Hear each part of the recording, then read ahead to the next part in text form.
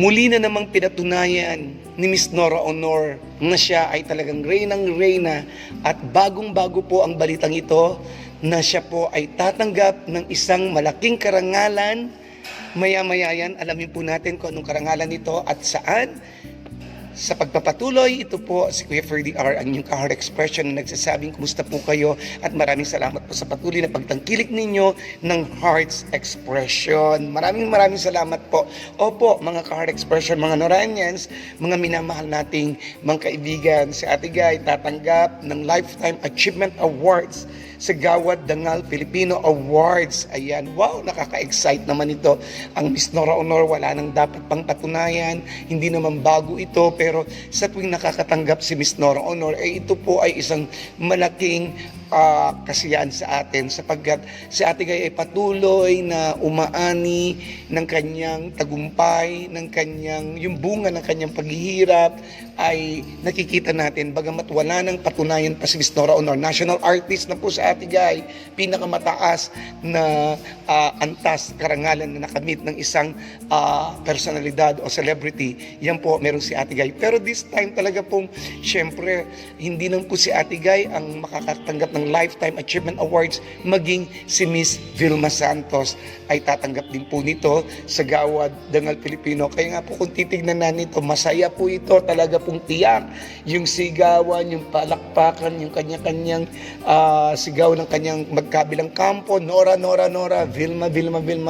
Of course, syempre, nandyan yan na nagpapasaya, bagamat wala nang dapat patunayan pa ang bawat isa sa kanila.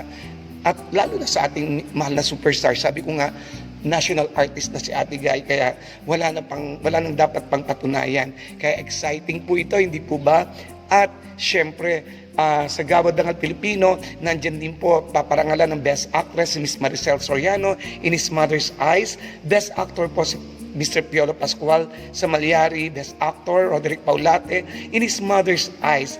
Best Supporting Actress po si Miss Alessandra De Rossi sa Firefly.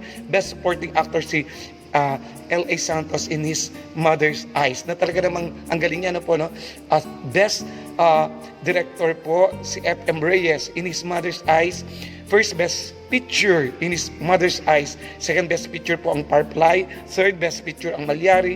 Of course, ang Box Office King, Ding Dong Dantes ng Rewind at Box Office Queen, si Miss Marian Rivera ng Rewind at Laugh. Ito nga po, syempre, ang Lifetime Achievement Awardees, walang iba kung hindi, syempre, si Miss Vilma Santos at ang ating mahal na national artist, superstar, Miss Nora Honor. Kaya po, ang saya-saya po nito, tiyak na po na aabangan nito at tayong mga Noranyas, kumbaga po, madadagdagan na naman po yung ating aabangan at tayo po ay talaga naman hindi naman bago ito yung tumatanggap ng awards sa Ate Guy.